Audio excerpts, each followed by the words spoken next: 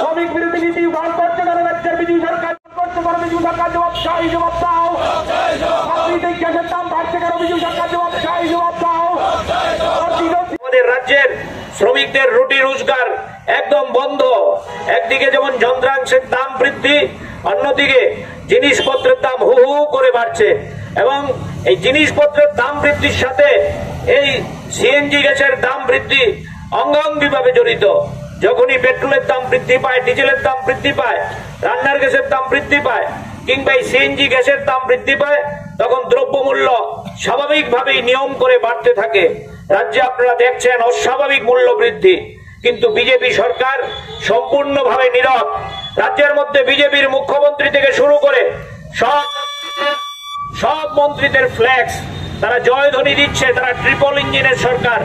দিল্লি থেকে নাকি কলস কলস টাকা আসছে, কিন্তু আমরা এই টাকা রাজ্যের মধ্যে দেখতে পাচ্ছি না।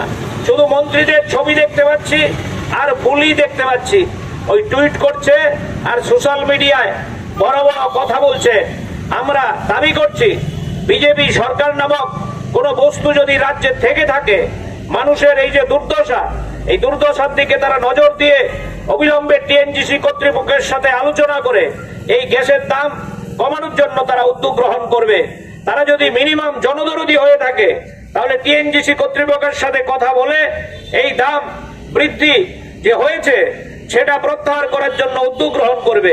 এই কারণেই আমরা শ্রমিকরা আজকে সম্পূর্ণভাবে প্রশাসনিক নিয়ম বিধি মেনে এখানে বিক্ষোভে সামিল হয়েছি।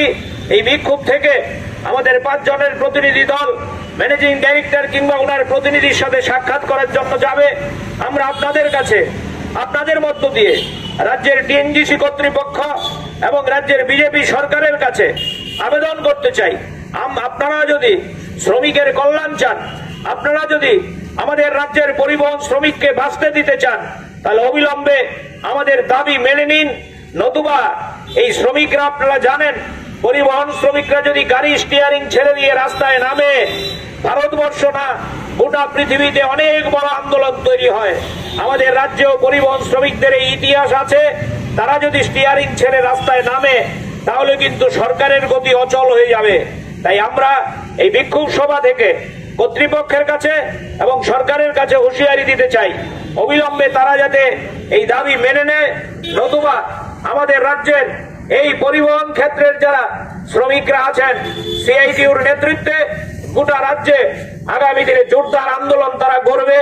এই নিয়েই আমাদের আজকের বিক্ষোভ এবং ডেপুটেশনে আমরা সামিল হয়েছি।